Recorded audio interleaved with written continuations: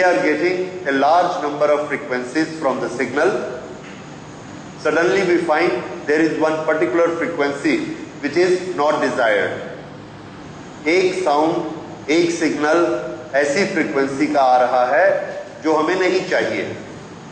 Like we are getting so many frequencies from the music, but in that there is a sound of a scratch.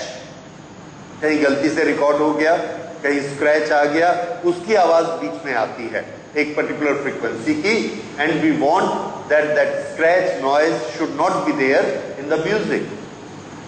उसका एक particular frequency है और वो frequency हम नहीं सुनना चाहते, उस फ्रीक्वेंसी को हम फिल्टर कर देना चाहते हैं.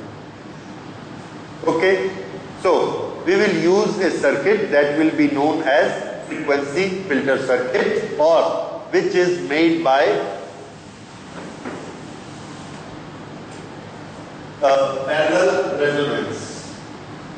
This will rule out, or this will make current for that undesired frequency, current will be made zero. Now, how this circuit works? As appear by the name, we will have one inductance and one capacitor parallel to each other. The current will come from here and the current will pass here. This current will have two components. Some current will pass through it and some current will pass through it. ये हमको मालूम है. यहाँ से जो current जा रही है this we call IL, और इसमें से जो करंट जा रही है this we call IC.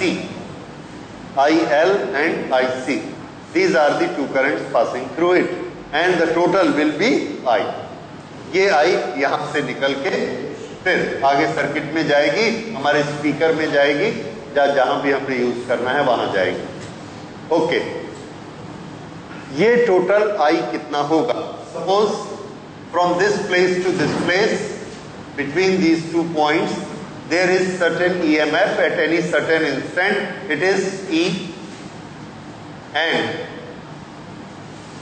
then what will be the current? Answer is current through inductance is equal to E upon, this has opposition to the current. How much is that? Reactance XL, and how much is reactance here? XC. Then what is the current? EMF divided by reactance XL. And how much is this current? IC is equal to E upon XC. फिर से देखिए, हमको formula याद है, I is equal to V upon R. R क्या है? Opposition to the current. लेकिन ये जो अपोजिशन करता है उसका नाम क्या है? Reactance XL. ये जो अपोजिशन करता है उसका नाम रिएक्टेंस XC. तो इस I का फॉर्मूला क्या हो गया? E अपॉन XL, और इसका फॉर्मूला हो गया E upon XC. Is this point clear to you? ये दो, और ये दोनों करंट मिलाकर ये टोटल करंट बनेगी. ओके, सो नेट करंट और total current is I, which is equal to IL plus IC, and this IL plus IC, I is equal to, IL is equal to E upon XL, and IC is equal to E upon XC. अब इसमें एक चीज हमको याद रखनी है, I का face E के कंपैरिजन में कैसा होता है. I is equal to, I और E में फेज डिफरेंस कितना होगा? XL में ये फेज डिफरेंस कितना होता है? I is equal to, okay, I will write it this way, IC plus IL plus IC. IL I can write as I naught sine. How much it will be? Can you tell me? Do you remember? Sine? Yes, omega t minus pi by 2. क्यों? Inductance में से पास हो रही है. Sine omega T minus pi by two plus I C, ये कितनी होती है? I naught sine omega T plus pi by two. Okay, now taking these to,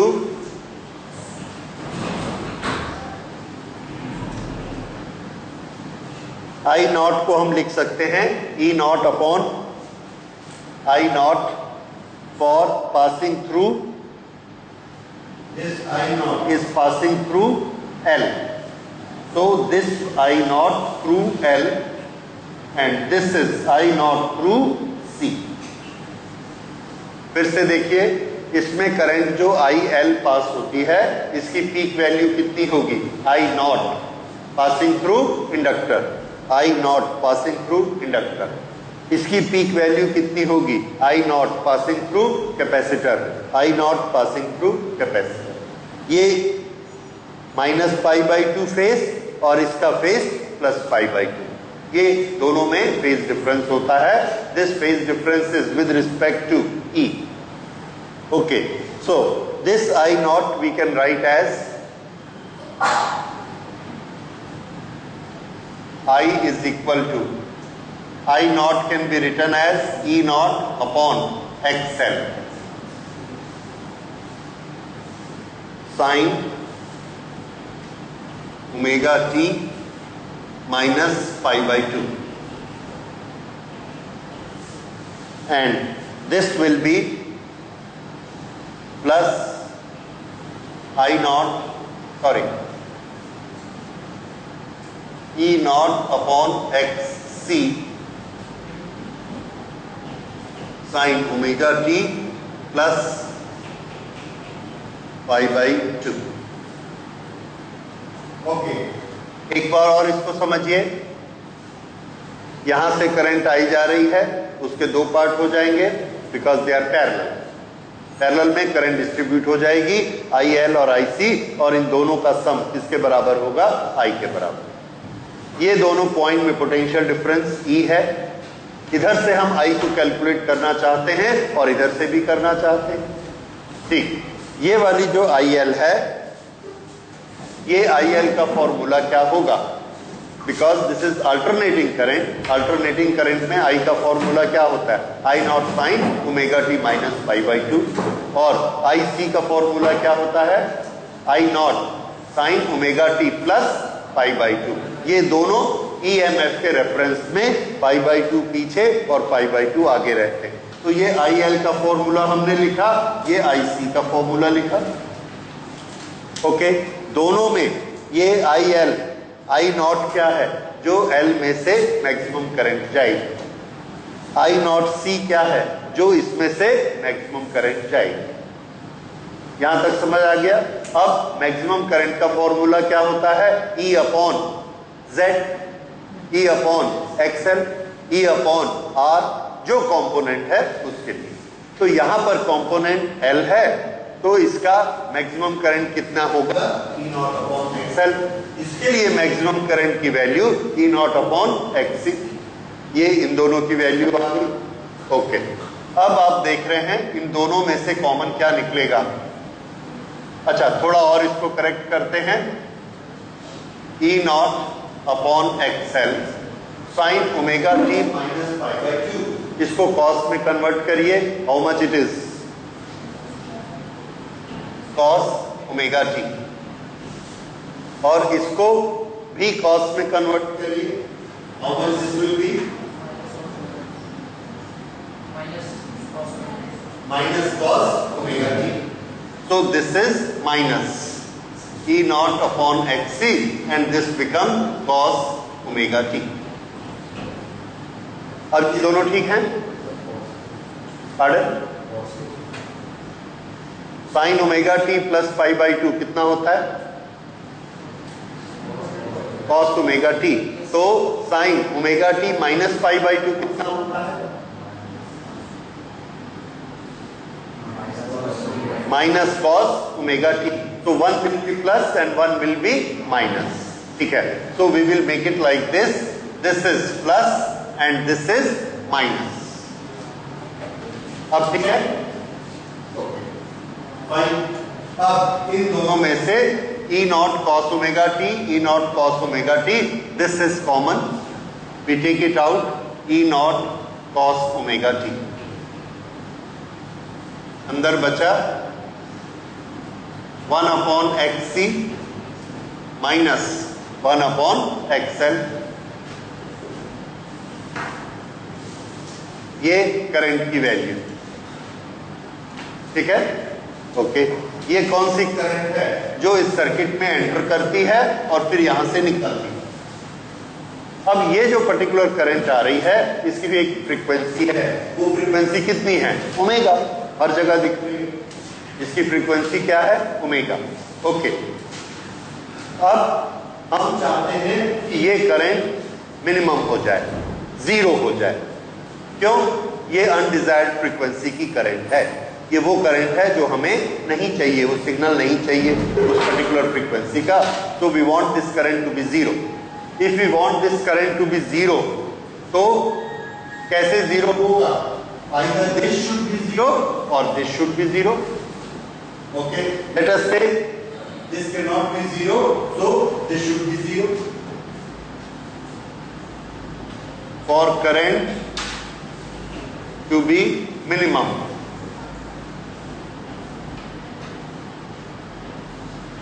for current to be minimum, 1 upon xc minus 1 upon xl should be equal to 0, और इधर चला जाएगा। what does it give? xc is equal to xl, और 1 upon c omega is equal to l omega।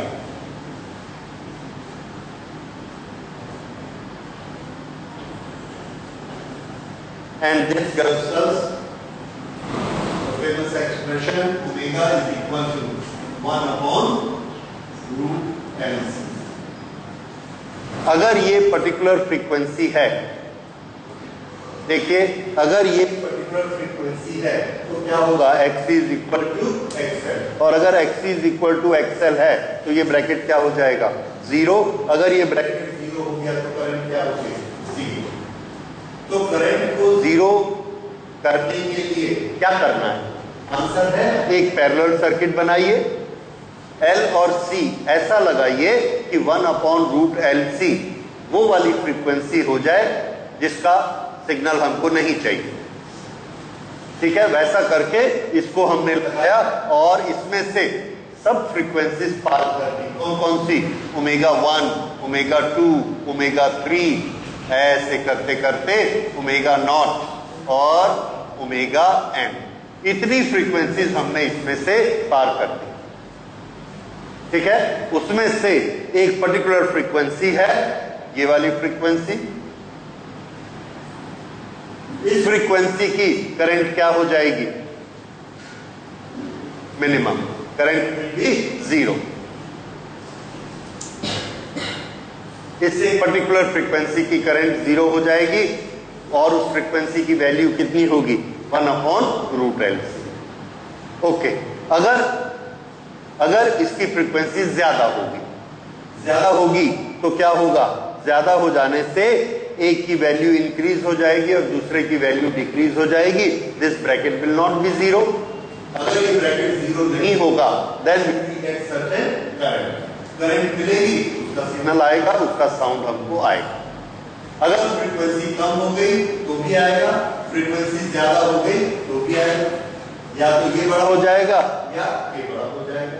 इन दोनों के formulas आपको मालूम है। This is L omega and this is 1 upon C omega.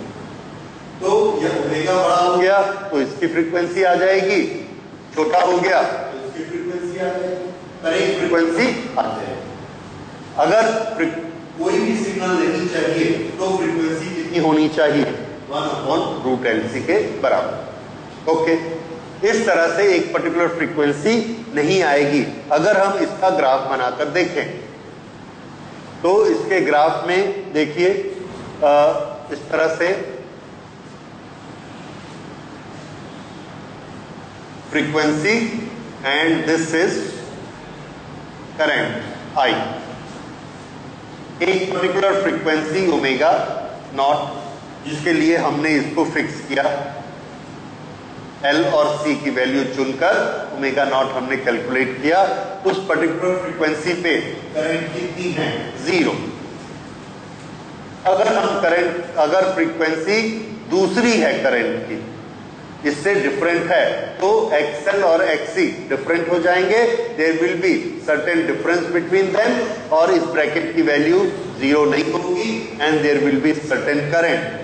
ये फ्रीक्वेंसी बढ़ गई तो भी करंट, फ्रीक्वेंसी और बढ़ गई, ये डिफरेंस और बड़ा हो गया, करंट और ज्यादा हो जाएगी, और फ्रीक्वेंसी चेंज हो गई, करंट और ज्यादा हो जाएगी, और फ्रीक्वेंसी कम हो गई, डिफरेंस और ज्यादा, करंट और ज्यादा, इस तरह से। तो हम देखते हैं हमको एक ग्राफ मिलता है, दैट ग्राफ इज लाइक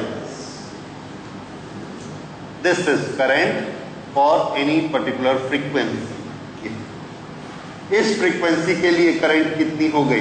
0, और बाकी सब फ्रीक्वेंसीज के लिए कुछ ना कुछ करंट आएगा। तो इस सर्किट ने क्या किया? इस सर्किट ने किसी एक पर्टिकुलर करंट को, पर्टिकुलर फ्रीक्वेंसी की करंट को 0 कर दिया और बाकी सब फ्रीक्वेंसीज को आने दिया। ये जो फ्रीक्वेंसी है इसकी करंट बन रही है, इस फ्रीक्वेंसी की करंट बन रही है, इस फ्रीक्वेंसी की करंट बन रही है, सब फ्रीक्वेंसीज की करंट बन रही है, सिर्फ इसकी करंट नहीं बन रही। तो एक पर्टिकुलर फ्रीक्वेंसी फिल्टर कर दिया, इसलिए इस सर्किट का नाम क्या है? Frequency filter circuit. और इसका कंस्ट्रक्शन कैसा है? पैरेलल, और काम किस प्रिंसिपल पे करता है? रेजोनेंस। ठीक है, तो ये फ्रीक्वेंसी कौन सी फ्रीक्वेंसी होनी चाहिए? जो नेचुरल फ्रीक्वेंसी है, क्योंकि नेचुरल फ्रीक्वेंसी का फॉर्मूला क्या है? 1/√LC। और हमने जो फ्रीक्वेंसी फिल्टर की उसका वैल्यू यही आई, 1/√LC। तो जब हम इस सर्किट को पैरेलल लगा देते हैं तो एक पर्टिकुलर फ्रीक्वेंसी की करंट फिल्टर हो जाती है। अब ये दोनों सर्किट को देखिए, हमारे पास एक पहले हमने सर्किट बनाया था,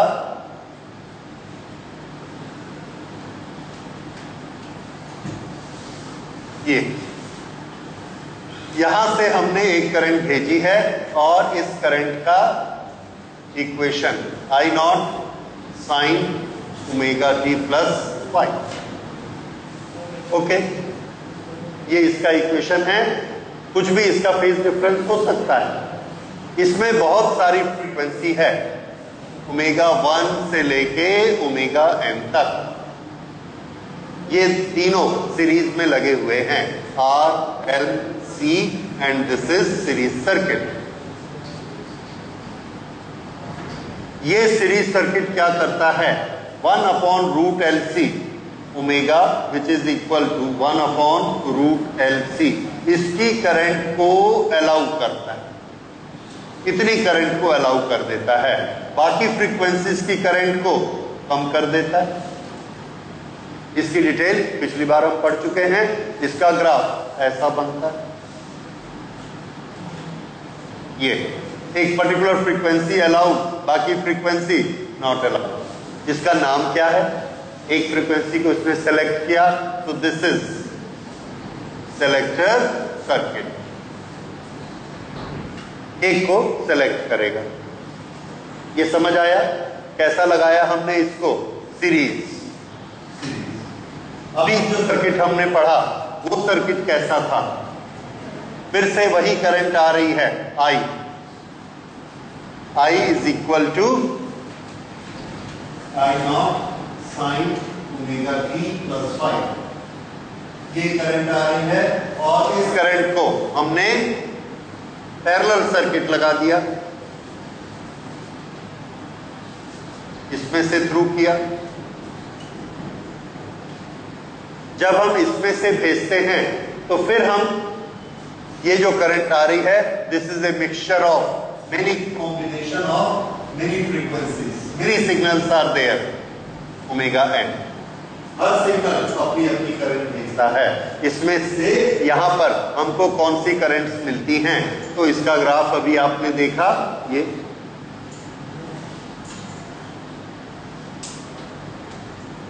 ये है आई और ये मिनिमम आई। ये आई किसका 0 हो गया? नेचुरल फ्रीक्वेंसी का। नेचुरल फ्रीक्वेंसी कितनी? 1/√LC। ये इसका आई 0 हो गया और बाकी सब फ्रीक्वेंसी पे हमको करंट मिलती। इन दोनों को मिलाकर देखते हैं। ये क्या करता है? एक फ्रीक्वेंसी को सेलेक्ट करेगा और ये क्या करेगा?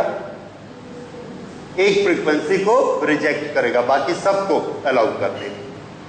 ठीक है, ये इसका कंस्ट्रक्शन क्या है? RLC सीरीज, और इसका कंस्ट्रक्शन क्या है? पैरेलल। ठीक है, दोनों रेजोनेंस सर्किट हैं, क्योंकि यहां पर जो हम सेलेक्ट कर रहे हैं उसकी फ्रीक्वेंसी किसके बराबर है? नेचुरल फ्रीक्वेंसी के बराबर। यहां जिसको रिजेक्ट कर रहे हैं उसकी फ्रीक्वेंसी भी किसके बराबर है? नेचुरल फ्रीक्वेंसी के बराबर। ओके, तो this is parallel circuit. This is selector circuit and this is filter circuit. ठीक है, तो ये एक फिनोमेना देखिए। और अब इन दोनों के जो भी हम म्यूजिक लगाते हैं या इस तरह के जो सर्किट बनाते हैं, उस सर्किट में एक पर्टिकुलर फ्रीक्वेंसी हमको नहीं चाहिए, उसका साउंड बहुत ज्यादा आ रहा है या अनडिजायर्ड फ्रीक्वेंसी है, स्क्रैच है या इसी तरह का कोई साउंड है, तो हम एक फिल्टर लगा देंगे। वो फिल्टर उस फ्रीक्वेंसी को और सिर्फ उसी फ्रीक्वेंसी को फिल्टर आउट कर देगा, बाकी फ्रीक्वेंसीज को आने देगा। ठीक है, ये और ये क्या करता है? ये सिर्फ एक फ्रीक्वेंसी की साउंड को, उसकी करंट को हाई करेगा, बाकी फ्रीक्वेंसीज को नहीं आने देगा। आपके म्यूजिक सिस्टम में दोनों होते हैं। एक अच्छे म्यूजिक सिस्टम में फिल्टर सर्किट अंदर फिट रहते हैं, हमारा बाहर से उस पर कंट्रोल नहीं होता है, और वो अनडिजायर्ड फ्रीक्वेंसीज को फिल्टर कर लेते हैं। ओके, आजकल जो हमारा सॉफ्टवेयर होता है, सॉफ्टवेयर में फिल्टर के लिए ऑप्शन होता है, we can always fix a filter frequency. उसी तरह से ये सेलेक्टर फ्रीक्वेंसी हम लोग हमेशा सेलेक्ट कर सकते हैं। हमारे पास म्यूजिक का एक बैंड है, उस बैंड में से जब म्यूजिक बजता है तो उसमें तबला भी बजता है, ड्रम्स और घुंघरू भी बजते हैं, सितार भी बजता है, और एक आदमी गाना भी गाता है। जो गाना गाता है उसकी फ्रीक्वेंसी 500, 400 इसका कॉम्बिनेशन होता है, और जो ड्रम्स होते हैं उसकी फ्रीक्वेंसी 50, 40 इतनी कम होती है, और जो सितार बजता है, जो घुंघरू बजता है, उसकी फ्रीक्वेंसी 5000, 10,000, सो हाई फ्रीक्वेंसी। अब हमको ये लग रहा है कि जो साउंड हमारे पास आ रहा है उसमें तबला बहुत जोर से बज रहा है और उसके कारण हमको घुंघरू की आवाज नहीं आ रही। तो हम क्या करते हैं? घुंघरू की आवाज की एक पर्टिकुलर फ्रीक्वेंसी है, सपोज उसकी फ्रीक्वेंसी 2000 है, तो हम एक ये वाला सर्किट लगाते हैं और 2000 फ्रीक्वेंसी का एक ऐसा सर्किट बनाएंगे। वो 2000 सर्किट में रेजिस्टेंस को हम अगर कम कर देंगे तो क्या होगा?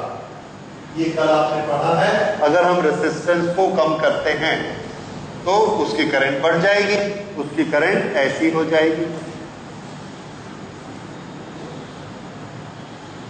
ये आपने देखा है R1, R2, R3।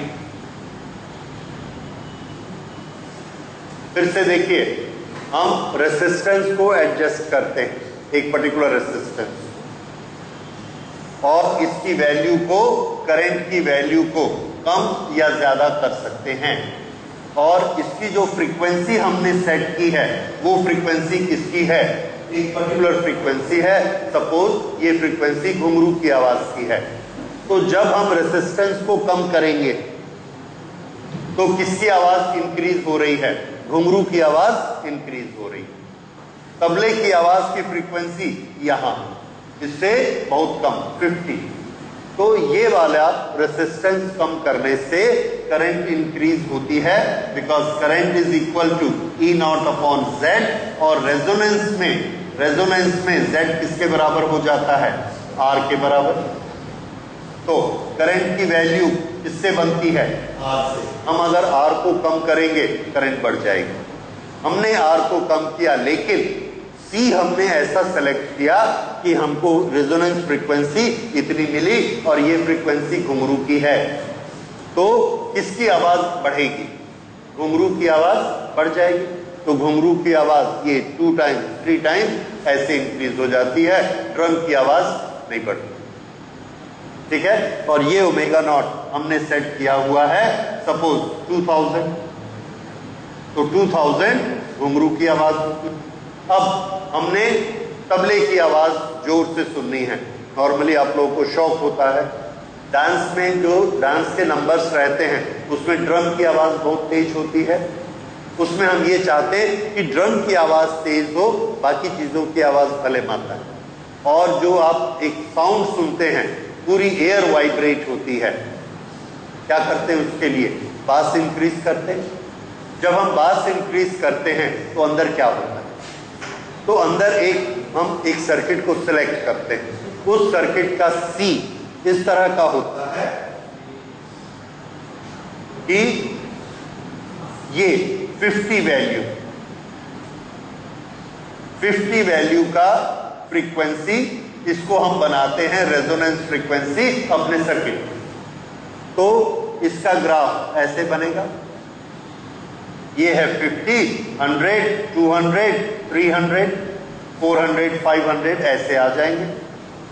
तो ये गाना गाने वाले का इतना करंट बन रहा है, घुंघरू का इतना करंट बन रहा है, ये ड्रम का करंट बन रहा है। अब अगर हम इसमें रेसिस्टेंस कम करेंगे तो कौन सी करंट बढ़ेगी, ये वाली। और रेसिस्टेंस कम किया ये, तो कौन सा साउंड इंक्रीज हो रहा है जिसकी फ्रीक्वेंसी 50। क्यों, क्योंकि ये दूसरा सर्किट है जिसमें रेजोनेंस फ्रीक्वेंसी कितनी है, 1/√LC की वैल्यू कितनी है, 50। इसमें हम रेसिस्टेंस को कम ज्यादा करके साउंड को कम ज्यादा करते हैं, पर किसका साउंड, ड्रम का।